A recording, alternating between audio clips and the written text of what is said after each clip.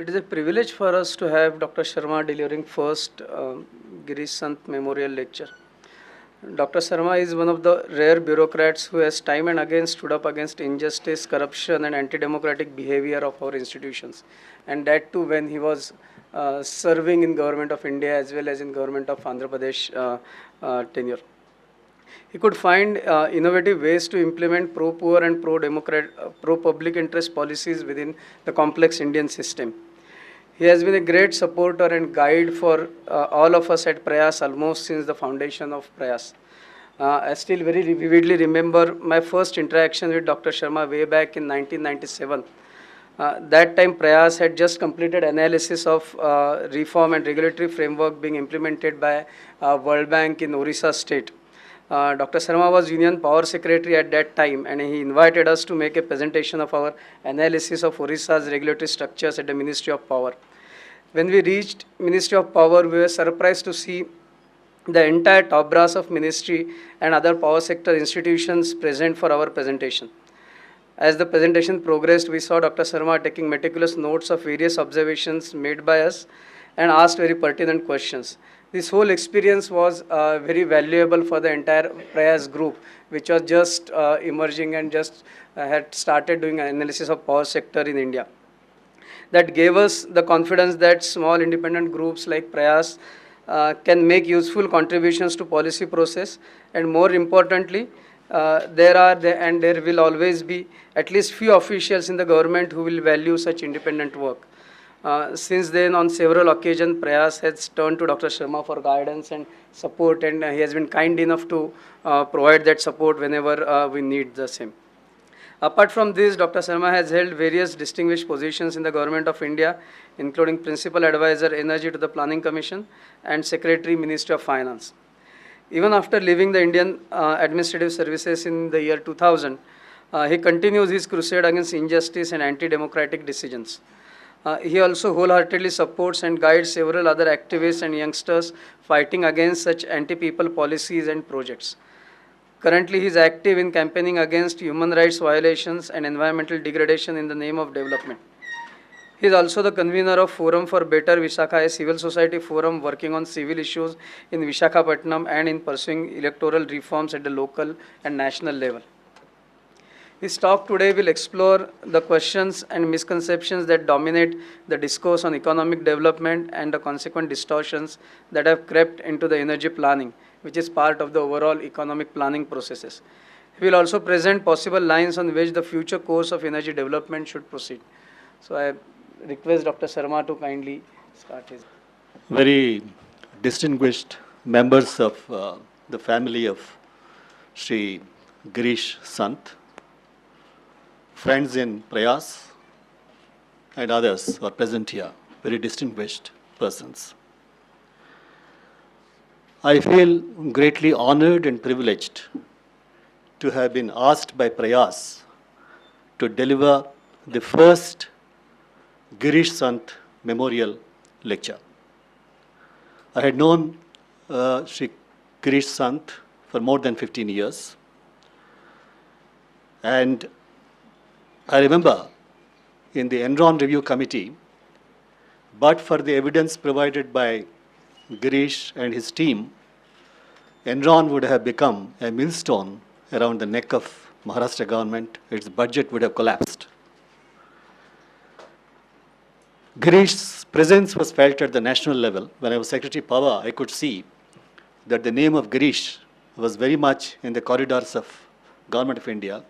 For the first time, there was a perceptible shift from supply orientation to demand orientation in planning, in electricity and in energy.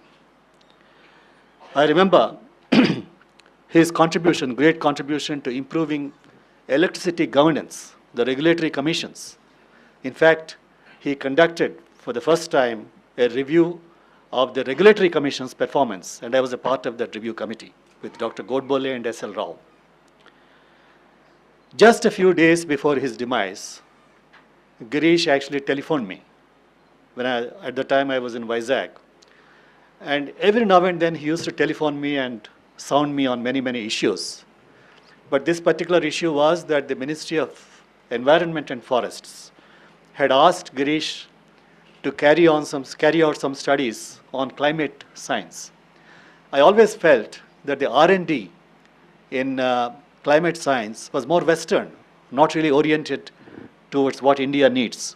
So I told Girish that this is a very, very important area. We need people in India working on climate science. We need an Indian point of view. And so I suggested that Girish should get involved in this because climate is going to be a central theme of electricity planning in the coming years. I said, you must, and Prayas must be at the forefront. Sadly, a couple of days later, I heard this shocking news. And today, Girish is not with us, but certainly his ideas survive. Now, coming to economic development and energy planning, there are many doctrinaire approaches and mythical assumptions. I always define a good scientist as one who understands the assumptions on which his theories rest. Very often you find pseudo-scientists who forget the assumptions because assumptions are the ones that really impose limitations on the theory.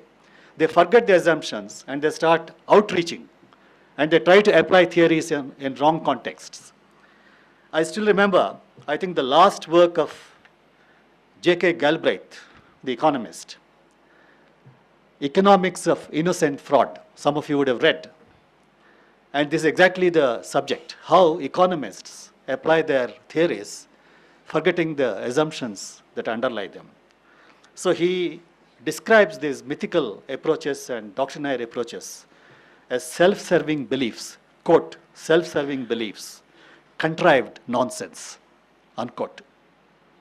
So I'm going to really discuss today some of these myths. Basically, my talk is really addressed to the younger members of this. Of course, I'm very old. I'm 70 years old.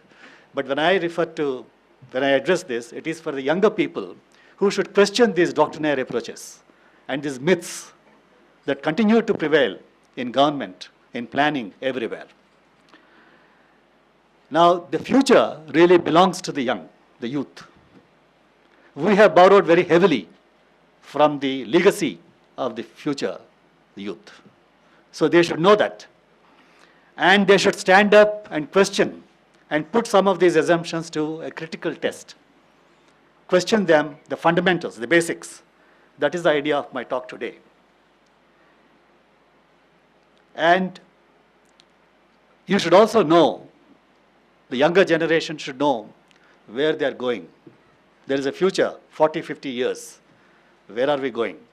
So I'm reminded here of Lewis Carroll's Alice in Wonderland. Alice asks the Cheshire Cat, would you tell me, please, which way I ought to go from here? So the Cheshire Cat replies, that depends a good deal on where you want to get to. Then Alice says, I don't much care where. The Cheshire Cat says, then it doesn't matter which way you go. It matters which way you will go. So the younger people should know which way you are going. That is the theme of this talk. Now, I have broadly, during the last maybe 15 years, 20 years, in my stint in the government and outside, and the people's movements in Andhra, people's movements in Maharashtra, Jaitapur, and everywhere, I keep debating within myself about these myths and doctrinaire approaches. And I have discussed many of them with Girish Sant himself, and we share many common ideas. So I broadly divided them into 8 myths. The first one is, government knows best what you need. Second is, development and industrialization are synonymous. Third one is, reform is to privatize. I get the feeling that even Dr. Manmohan Singh believes it, the Prime Minister. Then the next 2 myths have something to do with economists. GDP is all about human welfare, inclusivity, and repeatedly, from the ramparts of Red Fort and Yojana Bhavan, we are reminded again and again that GDP can grow forever.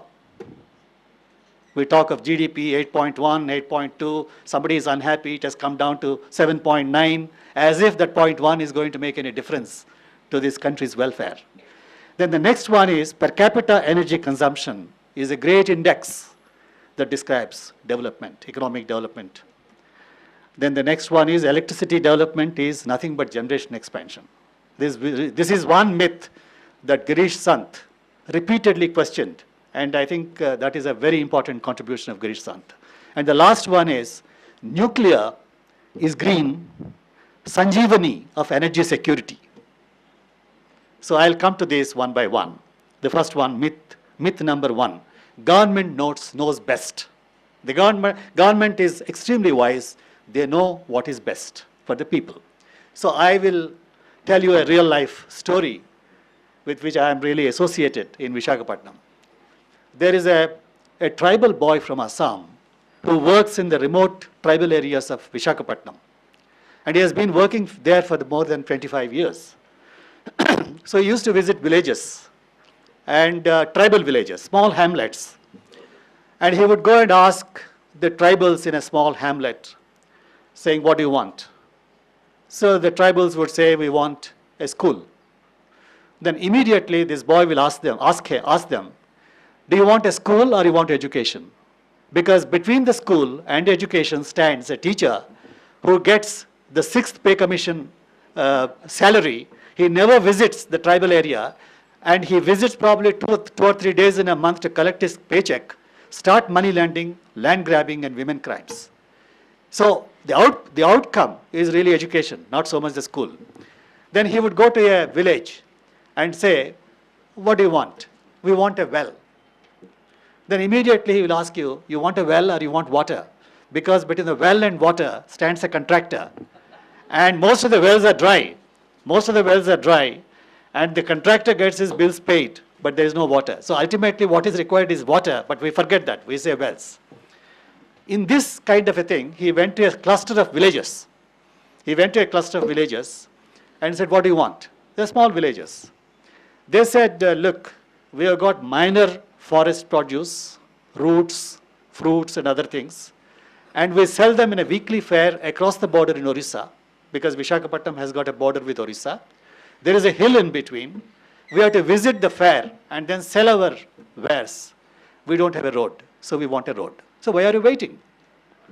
So the tribals said, look, I believe the Integrated Tribal Development Agency, which is the government agency, has got a scheme, and it is not sanctioned. So he said, let us see, what is the scheme? Some 30 or 40 lakhs scheme. In the priorities of the Integrated Tribal Development Agency, 40 lakhs means you have to wait, maybe 10 years, 15 years, depending on political pulls. Whoever is more forceful, the local MLA, the local tribal leader who is already purchased by the politicians. So he said, why is it 40 lakhs? This tribal boy got a doubt. So let us have a quick look at this. They found in the estimate a road which is about 40 feet wide and probably even blacktopped. It is more meant for the contractor, more meant for the engineer, not for the tribals. So he said, look, how much of a road do you really want to carry your forest produce? Say, blacktopped road is only for trucks, for exploiting the tribal, more to exploit the tribal. So they said, look, we want only about 12 feet wide foot track. So he said, look, why don't you do it? So then he explained to them, suppose you do 1 hand a day, each family. How long will it take? So one boy who has done a little bit of arithmetic said, he calculated, they took about 2 or 3 weeks, and they said it will take about 3 years or 4 years. Then he said, okay, if each family can do 2 mura, we call it in Telugu, hand, 2 muras, then he said, yeah, it takes about 1.5. Like that, he started a debate. It took about 3 to 4 months for these villagers to debate about this, whether they can do it. So one day when this boy went there, already the tribal families started laying the road. And it took them 7.5 months to go to the other side, into Orissa. But then there was a problem. There is a huge boulder, because it's a hilly area, a huge boulder blocking the road. Then what do? You need an explosive. But explosive requires a license, and it's a Naxalite area, Maoist area. So there is more corruption in getting a license. not that it is not available. So my friend, he went to Visakhapatnam, tried for a license for an explosive, and he wouldn't get it. It's very difficult, and especially in a Maoist area, and he has to, everybody wants a bribe there. So after about 10 days, he went back, disappointed. But then when he went there, he found that the boulder vanished. How? He asked the tribals how. The tribals said, when you went away to Vizag, we all sat down, we discussed, we thought of a way out. We kept dry logs on the boulder, set fire to it, and then we quenched it with water, and then we beat it up with sticks, and the boulder vanished. Innovation, leadership. Public expenditure need not necessarily equal to public development. These are important lessons. Now, they know here a scheme which is prepared by the government is for the contractor and for the engineer. A scheme which is prepared by the people is meant for the people. So government certainly is not a good judge. This is where probably they have to involve the people. The first myth is literally destroyed. The second one, all industrialization is development. Set up an industry, set up a project, displace people, still it is development, abhivruddhi. In Telugu we call it abhivruddhi. You cannot question. If anybody questions, you are anti-national. Maybe you are a Maoist. You cannot question. Now here I would like to narrate a small story again, a real life story. There is a place which is about 80 miles south of Visakhapatnam. And there a private company went to the villagers. And the private company said, look, we want to buy land. The villagers said, why? What for? So the private company said, we want to set up a sugar factory. So the farmers were quite happy because, their minds are like computers. They quickly thought of this project, this sugar factory. One, if they can raise sugar cane, there is a support price for sugar cane. And there is generally all-round prosperity. They get income, which is assured. And the second one is, the sugar cane has to be harvested and taken to the sugar factory, and their bullock carts, which are not fully utilized, will have better usage and will have business. The third one is, without any training, unskilled boys and the local boys, they'll get employment, seasonal employment of about 800. Off-season, they get about 200 employment. No training at all. And of course, there was a bonus in this. There was in this proposal, in order to get it cleared by the Ministry of Environment, they also included a cogeneration plant where the bagasse will be burnt and then the electricity will be produced about 30-40 megawatts. So the farmers very happily gave away their lands, saying that it's a good one because it will benefit us. Having taken the land, purchased the land, the industrialist, the private company, he said, hey, I have changed my mind. I want to set up a coal-based power plant. Now, coal-based power plant, when it is burnt, coal is burnt, the fly ash, literally 40% of the weight of coal is fly ash. It's toxic. And the latest studies show that it has got mercury, radioactive isotopes and whatnot. Contaminates the groundwater. And they've seen a huge power plant nearby. And it goes into the air, it's dry fly ash. Normally fly ash is dry because then you can dispose of. Then the whole community said, no, we don't want it.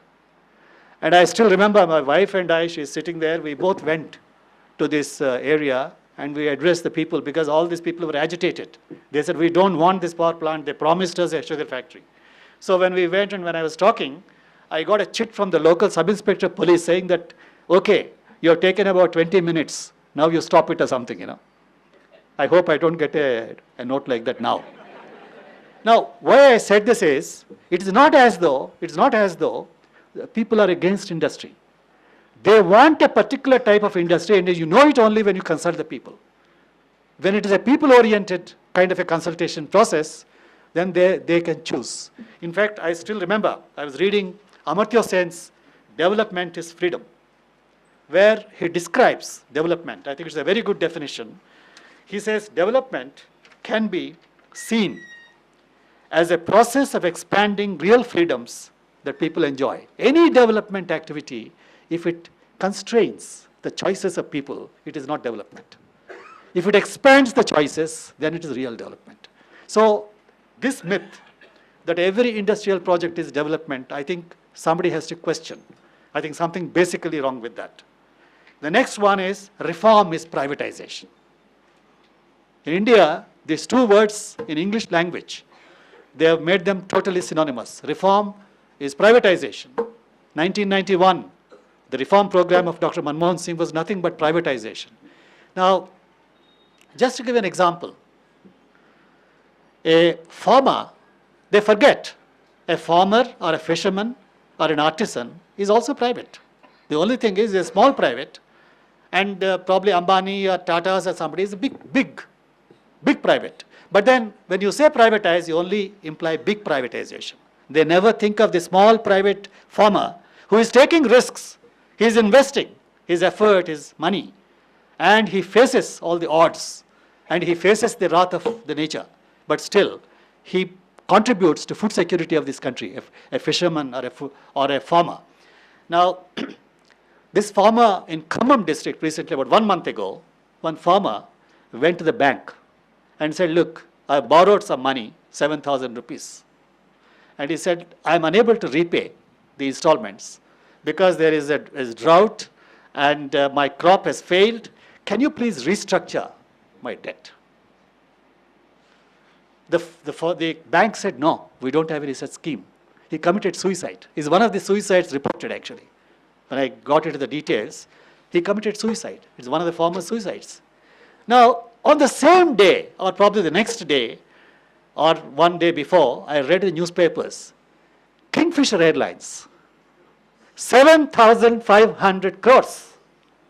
7,500 crores is restructured, greening, they call it greening. Greening the loans. And today, the entire financial system, Indian banking system is riddled with NPAs which are not shown. Today, RBI has tightened some of these norms. But if you just delve into these banks' accounts, most of them, they're all riddled with this kind of NPAs. When it comes to the farmer, you cannot restructure. When it comes to Kingfisher, oh my God, a subsidy given to a farmer is a bad word. An incentive given to a Tata or an Ambani is a great word. You know, if you see Annexure 12 of the budget document, the Fiscal Responsibility and Budget Management Act now provides some transparency. You find that more than 5 lakhs of rupees are given to the corporates as revenue foregone. They're all incentives. If anything is given to the corporate world, it's an incentive. And you're inviting investment. But when it comes to a poor farmer, a kerosene subsidy or a diesel subsidy, incidentally there is no diesel subsidy. If you see the cost structure, diesel is heavily taxed. How can there be a tax and a subsidy coexisting together? So these are the fallacies. I think somebody has to question them. I keep giving this information in my internet communications to everybody saying, question is taxed. How can there be a subsidy? And keep on. Even the Prime Minister keeps talking about diesel subsidy. There is no diesel subsidy at all. Oil companies have they foregone their 5-star culture, 5-star stay, and you see the balance sheets of the oil companies. Have their profits come down? No, they are making profits. Actually, when I talk of reform, 1991, I still remember in the Mekong Valley countries, China, Cambodia, Laos and all, I used to give talks. And most of them, they don't know English. They always carry dictionaries. So if you use any difficult word, all of them turn the dictionary and then you lose your speed. But then I used to use icons to communicate with them. But one of the things I used to do was, one slide I would show, saying reform is the answer. Discuss. There will be a lot of debate, 5 minutes. Then the next slide is, but what is the question? You cannot have an answer without a question. India has so many answers, but no questions. So I would then show them what exactly are India's problems, and have you ever thought of this? So reform is nothing but transparency. If you do a reform, any change, more transparency. If you do a reform, more competition. And reform is more public accountability. And in India, more reform means more democracy. Have you seen 1991?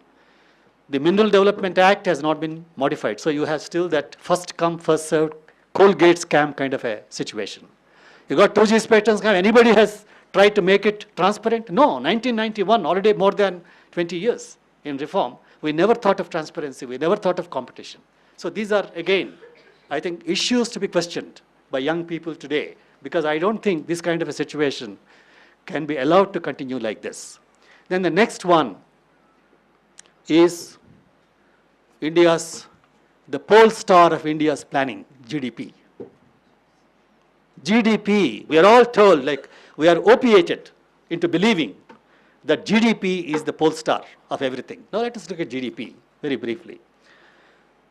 Almost the entire unorganized sector in India is not captured by GDP. Okay? There are 85 million rural families, households, and they collect fuel wood, because we are talking of energy, I'm giving this example, there are so many others. They collect fuel wood 30 billion hours. They are not captured in the GDP. GDP is blind to that. Next, GDP underestimates. After all, what is GDP? Price multiplied by production. GDP undervalues agriculture. There is no shadow price. Many economists are here. There is no opportunity cost for agricultural produce. In fact, you must price it at international price. Whereas oil and minerals, you only consider international price. Totally undervalued. Next one is the GDP as an index when it grows. It's supposed to provide all-round happiness. When GDP actually grows, the whole of South Block in Delhi and Yojana Bhavan, you find a lot of smiles. Now, what is the GDP? I was reading the United Nations Development Program, UNDP report of, Human Development Report of 2010, where, very interesting, they did a correlation for 40 years. 40 years for all the countries.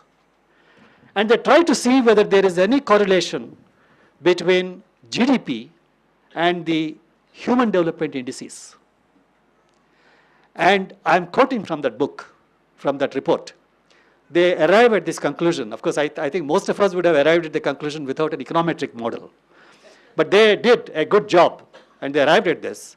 They said the correlation is remarkably weak and statistically insignificant. Because the forces that drive human welfare indicators are totally different from the forces that drive GDP. Then, inclusivity. I still remember in the Planning Commission, I think this was Ramakrishna Hegade's time, I was an advisor, and they were discussing the approach paper for the 10th plan or 11th plan, 10th plan, I think. So the approach paper is a nice document, spiral bound and all that. So all the members were sitting. All of them are activists, Rajani Kothari and Arun Ghosh and all these people. Then they said, where is one word, inclusive, is missing in this? Poverty and inclusive is not, I can't find that word. So India is very fond of words. So what happened was there was a lot of panic. They said, no, Mr. Member Secretary is there. He has to come and show the word inclusive somewhere, you know. So the Member Secretary was busy in some meeting. I think it was Krishnaswamy Vijay. So the members waited, and the Member Secretary walked imperiously into the room. And they all said, where is this word inclusive? Oh, he said, oh, it's there. Don't worry, it is there. He said, go to page 31. All of them, you know, you can hear the rhythmic thing. He said, look at the sentence, last but one sentence, inclusive. Everybody was happy. Okay, now, let us see 1991 reform. I tried to get the Gini coefficient, income distribution, you know, the disparities. Rural households, 1993-94, the Gini coefficient was 25.8. 2000, it went up marginally to 26.3. Definitely has not come down. If the model we have adopted, the GDP growth model, and automatically it will provide inclusivity, it should go down, but actually slightly increased. And urban households, 31.9, 93-94, it went up to 34.8. Definitely we can say it has not gone down. I mean, I'm not saying that. Now, there is a United Nations Working Group report on human rights, 2012 is the latest, which actually has documented that in India, since independence, 60 to 65 million people have been displaced, mainly because of the so-called development projects. So I have actually written an article. I call GDP the gross displacement product. Now coming to the next one, GDP can grow indefinitely. 8.6, people are very happy. So I just try to trace the thinking on this. We never took these messages properly. 1798. See, first of all, our entire model, the Western development model, save, invest, increase the GDP, again invest. Nobody is ever bothered about either the quality of the investment or the quality of the growth. Now we are not bothered about. We are only bothered about that figure, 6.9, 7.1 kind of a thing. So this was 1798. Probably Vijay Kelkar is here, who is an economist. He will corroborate me. Thomas Malthus, the Malthusian theory, which was highly pessimistic. Population increasing and resources not being there. But then everybody said he's a cynic. So let us not take him very seriously. It was the French mathematician and physicist, Joseph Fourier, 1768 to 1830. He became curious when the planetary surface, Earth's atmosphere, there is solar radiation. So there is a certain amount of warming that is correlated to that. But then something more than that. The planet is warming, the atmosphere is warming up a little more than what solar radiation could really explain. So Fourier, for the first time, he coined the word, these emissions. The greenhouse gases idea came from Fourier, who was a mathematician and physicist. And he explained, saying that there is carbon emission, which is contributing to this. We didn't take him very seriously. 1972 and 74, the Club of Rome, two reports. One is the limits to growth. Second one is mankind at the turning point, where they clearly said the way we are expanding our economies, probably by the third quarter of the 21st century, we'll see the limits, we'll hit the limits. But then everybody said, no, don't worry. Technology will take care of it. Technology is a self-correcting mechanism, and you'll always can keep on growing. We didn't take it very seriously. Then, of course, global warming. And more recently, the United Nations Intergovernment Panel on Climate Change. And it has projected number of scenarios. Very simply, after Industrial Revolution, a huge crisis with several dimensions. On one side, there is global warming. The other side, biodiversity. Now, there was a meeting in Hyderabad on biodiversity. A lot of five-star meetings and all that on biodiversity. All around Hyderabad, you find biodiversity vanishing. And nobody was concerned. All these people are used to five-star culture, and they discuss, very intelligent, very wise, but then, in fact, some of us, our people, they set up an alternate biodiversity exhibition showing all the destruction that is going around, all around. Now, the WWF, they published a Living Planet report, 2010. They actually examined 7,953 populations and 2,544 species. And they found that between 1970 and 2007, the Earth, roughly about 37 years, the planet has lost 30% of the diversity. I must tell you something in a light-hearted way. I think when we had this meeting on Jaitapur and we came out of the meeting, one very, very knowledgeable person, highly educated man, and all of us probably know his name, he made a press statement saying, don't worry about biodiversity, I can replace it.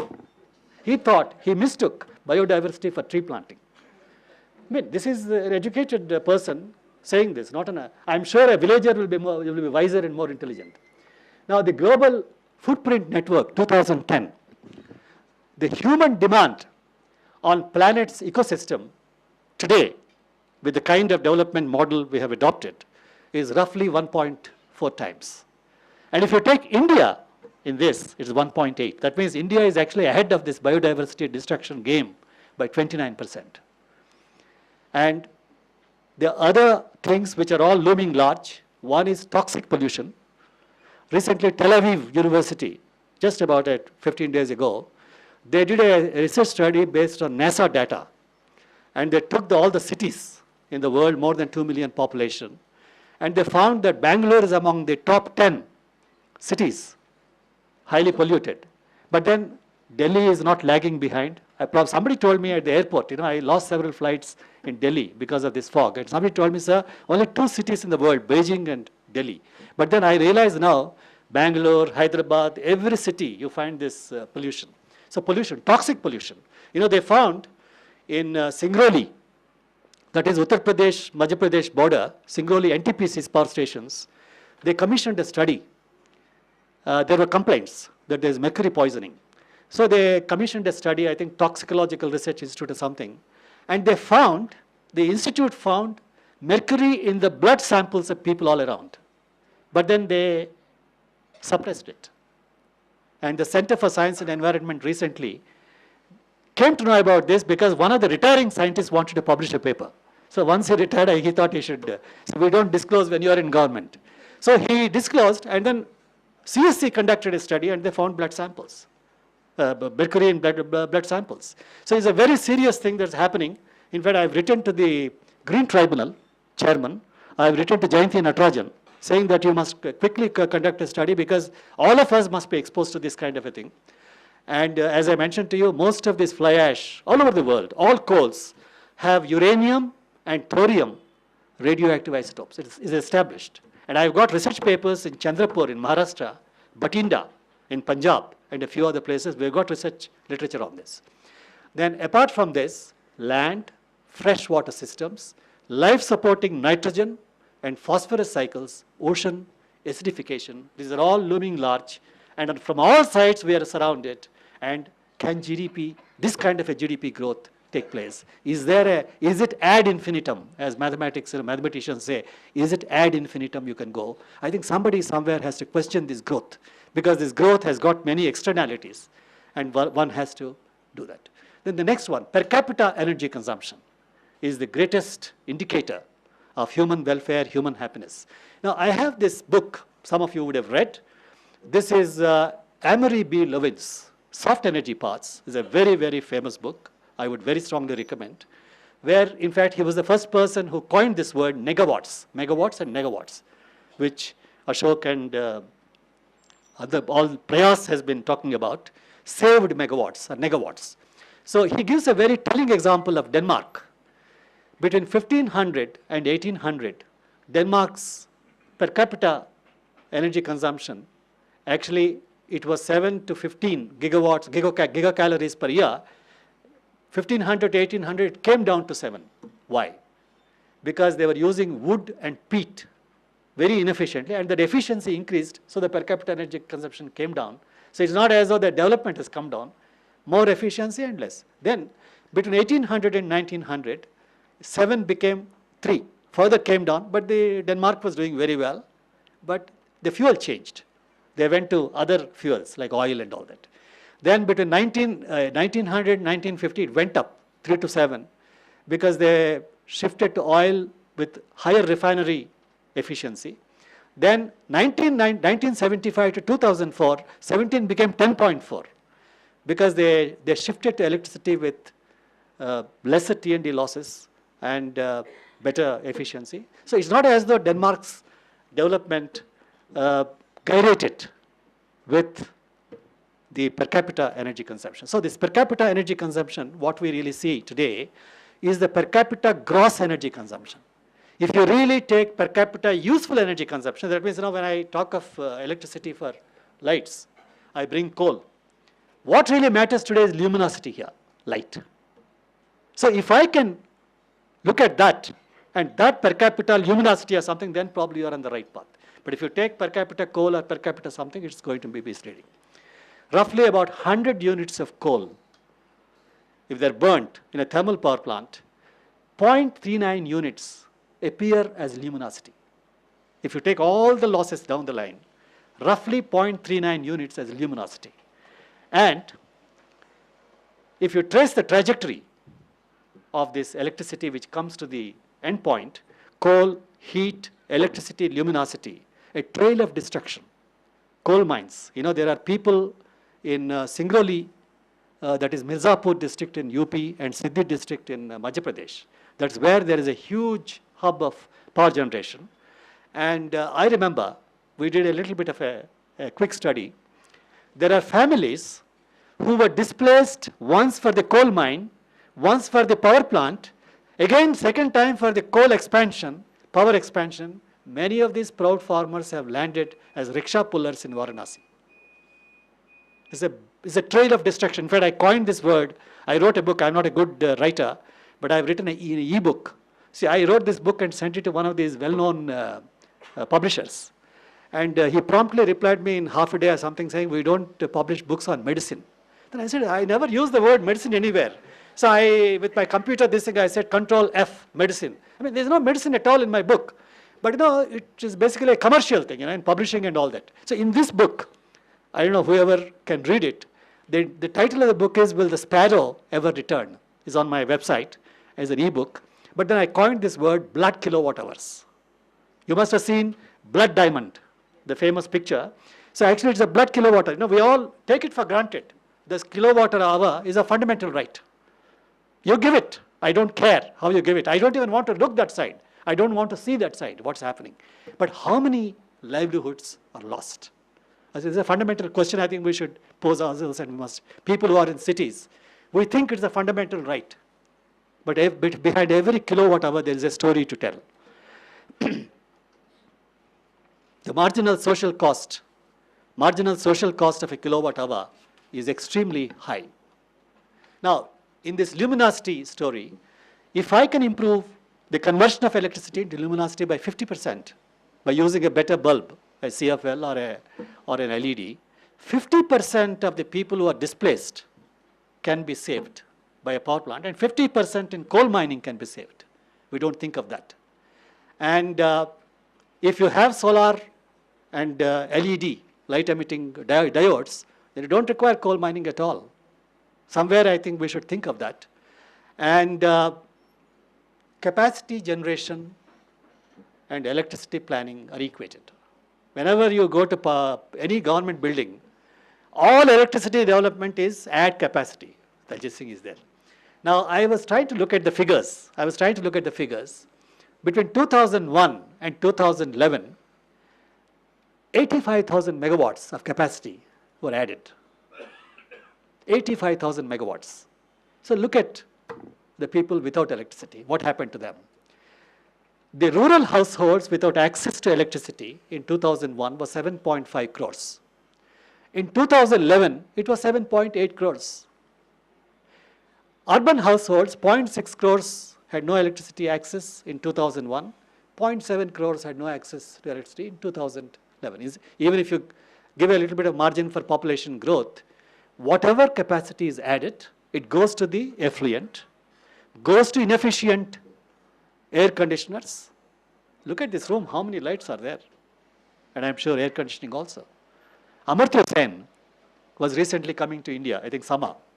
I heard him making this statement. I believe he was carrying a muffler and a sweater.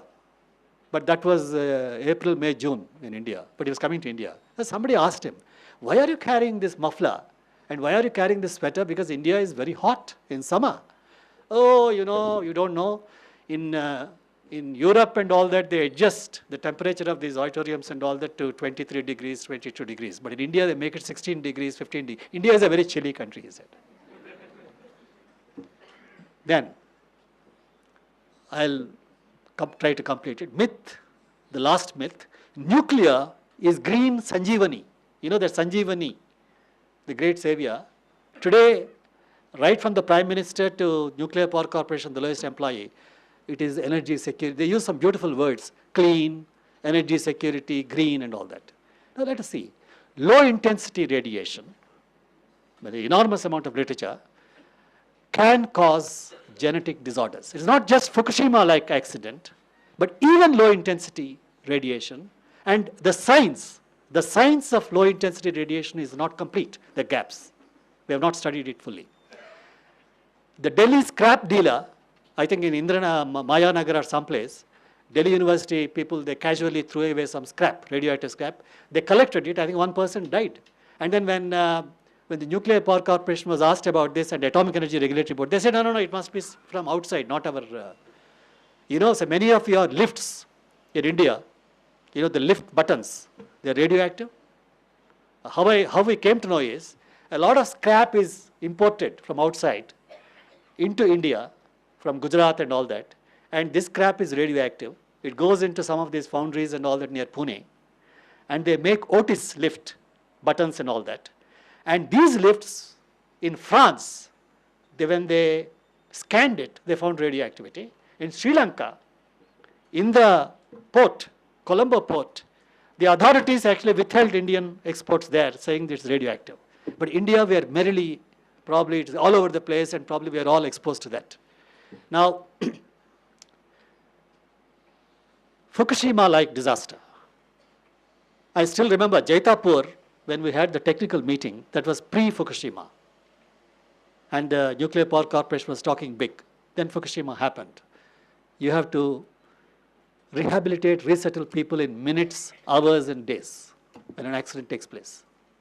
Till today, Kudamkulam, I'm involved in some of the cases in the case of Kudamkulam. Till today, there is no feasible, tested emergency preparedness plan. The confusion is so much that the Nuclear Power Corporation has prepared a plan before Fukushima, it never reviewed it. National Disaster Management has issued guidelines on emergency preparedness. Before Fukushima, they never tested it. But the beauty is, neither Nuclear Power Corporation doesn't know that NDMA has done this plan, nuclear emergency plan. NDMA doesn't know that Nuclear Power Corporation has got it. Both are headed by the Prime Minister of this country.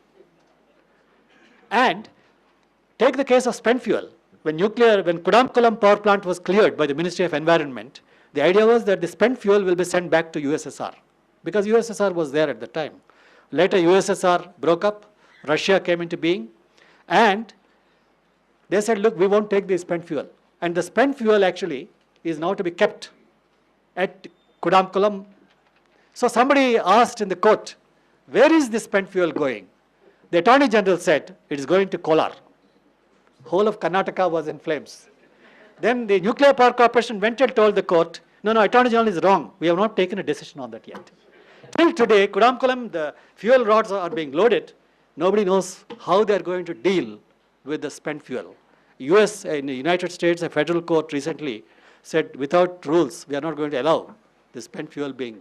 So these are important issues. And it is a manna from heaven. Nuclear is the answer. It is 3 times more costly than any other fuel. Both Finland and Flamanville in France, the cost overruns are more than 3 times. The delays, it may take about 12 to 15 years. But then the impression given by the government is that nuclear, you start it today, tomorrow you'll have electricity, and all power shortages will vanish. I was the chairman of the Nuclear Power Pricing Committee of the Department of Atomic Energy, and we went into the costs, and there are many costs which cannot be quantified. How do you manage waste? Nobody knows. There's no solution for that. How do you decommission? What is the decommissioning cost? No, there's not a single reactor which has been decommissioned satisfactorily in the world anywhere. Fukushima will take 40 years to decommission. 40 years. 40 years is a very optimistic figure. Then energy security. It's one of the biggest jokes. For the first time, India will be importing reactors. For the first time, India will be importing fuel. And you call it energy security. The first Pokhran blast, the countries they stopped, the United States stopped giving us fuel because we are importing fuel. And imagine the cost. The moment your rupee-dollar rate changes, your fuel price shoots up. So that is the kind of thing, the wrong kind of information which is being disseminated. One has to question this. And finally, electricity planning. What next? Now, Prayas, many of you should be knowing this. Prayas actually collected information from the website of the Ministry of Environment. of the number of projects which are cleared, electricity projects, coal-based projects. Is amazing information. There is a planning commission study known as the Integrated Energy Policy Document, which projected a capacity by year 2030. What Ministry of Environment under the able leadership of Mr. Raja cleared was 3 times the capacity required up to 2030. This is one of the factors that contributed to Colgate. 3 times. And this is a scam actually. I've written to the Prime Minister several times. I've pointed this out to the Ministry of Environment. And you create an artificial hike in demand. And that's how scams are made. Now, the beauty of this Prayas study is a very good study. It also found that these clearances are also in clusters. You can imagine Janjgir Champa complex, 30,470 megawatts within a short area. That means it's like a pollution cauldron. I don't know whether the population can ever bear that. Raigad, 24,380. Krishnapatnam, within 10 kilometers, 22,700 megawatts. And Rewa, Sonabhadra, Siddhi, Allahabad area, 51,218 megawatts. That means if a Martian, assume that a Martian comes from his flying saucer, he looks at the planet, you'll find red hot clusters. And the people dying, probably after another 30, 40 years, you'll find mercury in their blood, radioactive isotopes in their blood, genetic disorders. This is the kind of a situation which is being created. And under the environment law, they are supposed to do a cumulative analysis. They have not done it. The National Green Tribunal has issued an order. And they just don't. And most of these EIA consultants who prepare these EIA reports are paid consultants. And I was telling somebody today that there is a chapter 4. We are all experts now in this. Cornering them, pinpointing. There is a chapter 4 in the EIA report which talks of impact on the environment. So we suddenly found a very interesting thing. There are 6 drug units coming up near Visakhapatnam and that area. And this section, the chapter 4, suddenly we found the word sponge iron. These are all drug units. Where did this word sponge iron come? Then we did this control F and we found sponge irons all over in that chapter. It's a cut and paste. Computers give you enormous capability. And the consultants can actually lift chapters and put them. What all you require is a shining cover, spiral binding, highly unintelligible language. Nobody should be able to understand. And they have done a job and they're paid well. That is the kind of environment governance in this country. Then future, I was just trying to say, coal, as I mentioned, after we go through all these figures, coal is certainly, apart from the global problems, the local problems, displacement, pollution. If you go to any power plant today in the surroundings, talk to the people, there is the groundwater is polluted, and the NTPC says we'll give you water in tankers. These are all people, independently living people, doing agriculture. Suddenly you make them dependent on tankers because the local water is spoiled. And they have got skin trouble, they've got bronchial troubles and whatnot. And next, hydro. Hydro, interstate problems, riparian rights, but then submergence. Again, livelihoods because submerges, hydro is a problem. Nuclear, unsafe. I think I still remember Jaitapur after that. Jaitapur environment clearance, how it was given. Because Sarkozy was visiting, they had to clear it, so they quickly cleared it. So I remember when the people opposed it, I think Jairam Ramesh said, you're all, Red Bulls. You're all Greens and then you're like Red Bulls, something, he made some statement. See, you can justify it on any ground, but then it is an unsafe technology. Basically, the choice is Hobson's choice. You don't have many choices. So, as I was trying to, propagate this idea, I think in this country, we have to have this either negawatts, Levin's negawatt. Negawatt means if I can improve the efficiency of a thermal power plant efficiency, you see, normally a megawatt, a coal megawatt, it costs about 5 crores. If I can improve the efficiency of a thermal power plant, I get the same megawatt, you call it negawatt, saved about 4 crores. If I can invest on the transmission and distribution system in this country, I get the same megawatt for maybe about 3 crores. And the bonus is you don't have to use your voltage stabilizers, your uninterrupted power systems, and inverters. Then if I can invest on the end use appliances like fans and bulbs and air conditioners, maybe I get the same megawatt for about 1 crore. Cheaper, environmentally benign, and probably more sustainable. So megawatts. And the next is, if at all there is a megawatt, it has to be a renewable megawatt. But then again, one word of caution. Don't think that solar has no ecological footprint. If solar panels cannot be recycled, it leaves a footprint. It has got its own ecological footprint. So perhaps we should think of one recycling and the other is rooftop, distributed generation, solar, wind, and probably biomass. So these are the things which are not easy. Germany has come up with a transition plan, which I've circulated widely. And they have taken a decision. And look at Germany, their electricity, 26% is contributed by nuclear, and they took a decision, no more nuclear.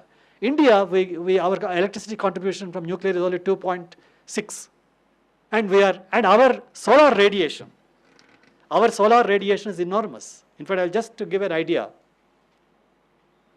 theoretically, we get about 5 trillion kilowatt hours per year solar. And in most regions, we get 4 kilowatt hours per square meter per year, 300 days in a year.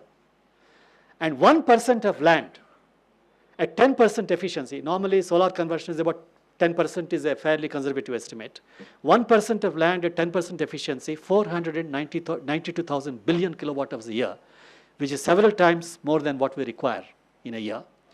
And solar PV and thermal prices have come down 10 to 12. Maybe they will come down further. And if we can think of some way of recycling and all, maybe we'll be able to.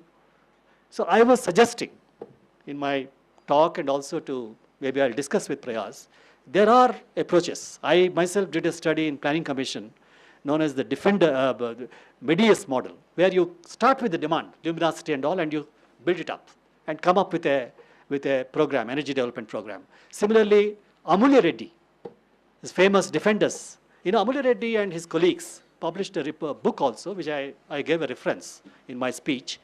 And they went into the quality of life. They started with the quality of life. And from the quality of life, they looked at how much of energy is required. At that time, almost about 15, 20 years ago, they came to the conclusion that it is enough if there is 1 kilowatt per capita. But today, in 15 years, technology has advanced so much that 1 kilowatt would have shrunk.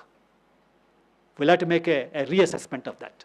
And I think that is the kind of thinking that is absolutely necessary, and I would very sincerely urge upon Prayas, and all of us are there, I'll be there, but if you can help us, I think we should probably create a statement, an alternate to IEP document, Integrated Energy Policy document. As somebody in Aam Aadmi Party was telling me, they prepare one alternate economic survey and alternate budget. So like that here also we must come up with an alternate thing. Otherwise, generally people say that, look, you don't have any alternate solution. That is not an argument. You see, they can't defend themselves. So they try to put it this way. So I hope Prayas will be able to do this. And before I conclude, I would only like to quote from Robert Frost. His very prophetic words, I shall be telling this with a sigh. I shall be telling this with a sigh, somewhere ages and ages hence. 2 roads diverged in a wood, and I took the one less traveled by, and that has made all the difference. Today, there are 2 trajectories of energy development, and we have to take a decision today. If we don't, we go on this business as usual trajectory. But if we can apply our minds to these questions which I've raised, perhaps we'll be able to take the second trajectory, which is more sustainable, and probably our children, grandchildren, great-grandchildren will feel comforted. So I hope the youth of this among us will probably, I have not given any ready answers, but you should think of these mull over these questions and come up with some answers, and I'm sure Prayas will be able to contribute. Thank you very much. As announced earlier, we'll take few questions. So the first question that is asked is, there's a major mindset barrier amongst policymakers that the current energy pathways based on coal and oil is the correct way towards development. Renewable energy is treated as fringe energy.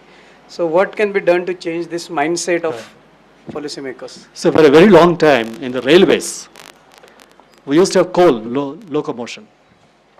Then we graduated to diesel. Then electricity. Now, in high traffic density tracks like Madras to Calcutta, Calcutta to Delhi, Delhi to Bombay, that kind of high density corridors, electrification becomes viable because electrification is very costly, capital intensive. But when the traffic density is high, in fact, in my PhD thesis, this is one of the things which I get, threshold traffic densities. So when the traffic density is high, then electrification becomes viable. But then the problem is, the railway mindset was against electrification for a long time. The reason is very simple. The diesel lobby is basically mechanical engineers. And electrification lobby is electrical engineers. But they are in a minority because electrification itself is in a minority. So in all organizations, there are lobbies. So what happens is, it requires a whole lot of policy thrust and government's willpower to change. Shifting is very difficult. It is not easy in government because they have very strong lobbies. Say, for example, here coal. The coal lobby, imagine about 80%, 70% of India's electricity comes from coal. You have coal gates, you have got whatnot. Money is there. The whole political system, today's Times Now channel, today's revelations about some guy in Indonesia coming here, being brought here, and he's spilling the beans, all the links. Many of these MLAs and MPs have invested heavily in Indonesia. And I've written about this for the last 4 years to the government, saying that these fellows are all shipping lines. These are all lobbies. So in a way, politically also, there is a lot of resistance. So to achieve, first of all, we must know where we are going, like Alice in Wonderland, which I quoted. We should be very clear as to where we should go.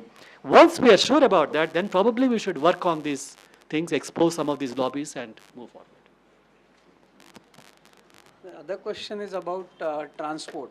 Especially in urban areas, we see a lot of use of diesel cars and leading to traffic jams and individual transport vehicles. So, what are the questions there that researchers need to look at? Yeah, that's a very interesting question. See, transport is a major problem in China, India, and some of these large countries. China also has an equally inefficient transportation system. Now, roughly, for a passenger kilometer, you measure passenger traffic in terms of passenger kilometers. For a passenger kilometer in a city like Pune, a car consumes twice the quantity of petroleum products compared to public transport. It's not only congestion, because car occupies more area per passenger. And it creates congestion, it creates emissions, and also creates a burden on India's import bill, because oil. Now, if you see the latest diesel price hike, all the road transport corporations are crying because the entire burden has fallen on them. If this country is really prudent, you should have really, used this instrument of diesel price and others to encourage public transport and discourage private transport. These two-wheelers and, the two-wheeler population in India is increasing at the rate of 18%, whereas buses, you don't. So, where a particular transportation system is more efficient, you have instruments, policy instruments by which you should be able to encourage. But the latest diesel increase, in Andhra, everywhere, the RTCs are the ones. And incidentally, very interesting, the tax incidence per passenger kilometer, somebody has investigated this. It is the highest in road transport corporations and the lowest in cars. Whereas it should have been the other way. We should have taxed the personal private cars and all passenger kilometer. This tax incidence per passenger. You take the loading factor of a vehicle, occupancy rate and all that. Somebody has calculated. So what you say is correct. I think India probably we should go very strongly in favor of public transport. Can you imagine there is a Singur crisis on a nano car? There is no Singur crisis on a bus factory or a cycle factory. or even politics. Yeah, another question that has come out is about technology. Now, forget about nuclear and that technology, which, as you pointed out, will have very limited benefit for people at large. But which are other technologies that you see can have positive impact in terms of energy future for India, in terms of demand side technologies or end use technologies and supply side technology? See, I think the greatest bonus is in transmission and distribution system. Because the voltage configurations in India, we transmit electricity at low voltages over very long distances. We have to find a way of taking electricity at a high voltage, I square R, in physics, I square R loss. So when you take this, you have to take it at a fairly high voltage. Our load densities are not very high. But still, there are ways and ways of carrying electricity at a higher voltage and reducing the losses. That is, I think, a very important thing. I think technology, when you talk of, I think we should, in fact, I remember Indian Institute of Science, Bangalore, one Professor Sengupta developed a method of there is a feeder system into rural areas, all these agricultural pump sets, and he developed a limiter. That means when the cumulative load of all these agricultural pump sets increases beyond a point, it automatically cuts off. But then those are the kinds of technologies in India, because that imposes a demand on the megawatts, not so much on kilowatt hours. So we have to think of technology. And of course, the other one is appliances. India today, the greatest load in cities is air conditioners. And our space is not properly insulated. Nobody regulates this. And most people use old, air conditioners which are extremely inefficient. Washing machines, air conditioners, geysers, they're all, they're not state of the art. I think that is where India should go in a big way. And if necessary, R&D in IITs, engineering colleges, everywhere, we should work on that. The next question is, does India have enough rare earth minerals to develop alternate energy infrastructure? Alternate energy infrastructure. Alternate. Rare earths being used for solar PV and LEDs. There may be enough resources. I remember Pentagon, about 3 years ago in the United States, they appointed a vision group to identify all strategic minerals and develop a strategy to preserve them, probably in the United States, and how to, protect the self-interest of the United States. Then I wrote to the Prime Minister saying, why don't we have a vision group? Because India, there are many things like ilmenite and monazite sand, thorium, and a whole lot of sand mining is going on. And I find every month, so many tons are exported from Indian ports, Visakhapatnam, I get some data, they're exporting. So I think there is no strategy and vision in this in India. I think we have to have a vision. We may probably be sending away all our strategic, including bauxite, aluminum and all that, which are very strategic, and we're merely giving away this aluminum. The rates at which we give in India, the price is roughly 1/10 the market price. So the difference between this market price and the price at which India gives, what the government gets, is all kickbacks. That's black money. And this is the black money which people are talking about. And this is all in Cayman Islands, Mauritius, and Isle of Man. You take many industries in India, companies, they have got lines of credit to Mauritius. Not all of them are bad, but many of them, I think they use this. And India's black money keeps circulating. Elections, it increases, it comes back. I mean, it's a huge trade. And this is where something has to be done. The next question is about solid waste. I think you should answer now. No, No, sir. Solid waste. Yeah, one is about solid waste, and second question is about the energy generation ratio of solar panels. How much energy is used for producing solar panels, and how much energy is generated? So solid waste is an interesting case. In Delhi, I think a Swedish company or a Danish company, I remember, they gave aid to set up a solid waste incineration plant. So India, what happens, if any aid comes, all logic vanishes. So they quickly took the aid and they set up this incineration plant. But what they forgot to do was to analyze the waste that comes out of a city, its calorific value, its composition and whatnot. They forgot to verify. So they quickly adopted some figures. But finally what happened was the plant was disposed of as scrap, 80 crores or something. So the most important thing is we should know the quality of the waste, both solid and liquid, and then how it is changing, the trends. Then probably we will have some way. And incineration probably is not the best way of doing it. Probably we should separate it out, organic waste. Maybe you can have biogas like the Okla plant in near Delhi. And that is the kind of thing. But I think solid waste, I think, is a real big mine of energy resource for India. I think that's an extremely important one. And if we can properly segregate it and use it. The other one is about, second question. About solar PV. I know, solar PV, yeah, there is, solar PV right now it is not so much, so the problem is not felt. But unless there are proper recycling methodologies, technologies, if you really go in a big way for solar panels, it might create a problem, ecological footprint. And every time I mention solar, my son, who is a professor at MIT, he keeps warning me, saying don't overestimate the thing of solar because it has got its own negative impacts. I think these are issues on which we should work. Have you ever seen our engineering colleges and IITs really concentrating R&D on this? So this calls, ultimately we have to solve these problems. And our R&D should really address this. I think that is where I think it's important for our institutions, academic institutions, to get up.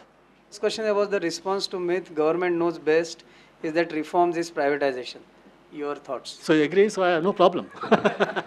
No, I only posed, threw up these issues because I want people to think of this. See, word private is misused, and the word industrialization is misused. It's like a black box. You do anything a crime, but then you call it industrialization development. In Sanskrit, if you put water in a shank, it becomes tirth like that. I mean, it's like a black box, and nobody questions. So I think we have to question the kind of industry, kind of development, what kind of So ultimately, the solution, as I have seen, is if you involve the people of this country who are extraordinarily wise, who can see the costs, who can see the benefits, they're visible to them. If you involve them, you get very good solutions. That is the, I think, answer to all this. I think more democracy, I think, is the answer to this. The last question is very important, and I'm sure many youngsters have that question in their mind about how do you compare being a government official and activist working for the betterment of people. I'm sure many young people have that dilemma and that I still remember. You're the best person, I think. Once I was a slightly junior officer in the Ministry of Power, and I had an extraordinarily wise secretary. My boss was very good, actually, Satish Chandran. So I was sitting, and then everything Satish Chandran said, I was opposing. So one of my slightly more mature colleagues whispered in my ear, "Look, you should not contradict your secretary so often." So I suddenly realized, I developed cold feet. Otherwise, I was quite bold.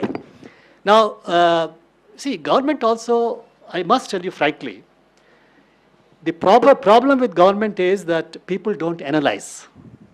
As somebody said about Girish Sant, analysis is the core of the whole thing, any argument. Now, I have never seen a prime minister or a chief minister, if you analyze and place all the pros and cons before him, not agreeing with that. I can tell you frankly, if you analyze the pros and cons, it will make him think twice. I've dealt with 3 prime ministers, I've dealt with 3 chief ministers. In all fairness to them, I think the fault lies with the civil servants, the technical people, the scientists. Among us, there are many dishonest civil servants, dishonest scientists, pseudo-scientists. So, if you can somehow analyze and place the problem, and I think I would also tell the youngsters, if the analysis is strong, you can have your way. I think that is the fundamental thing. I think that should be realized. Thank you very much. Thank you very much, Dr. Swathi.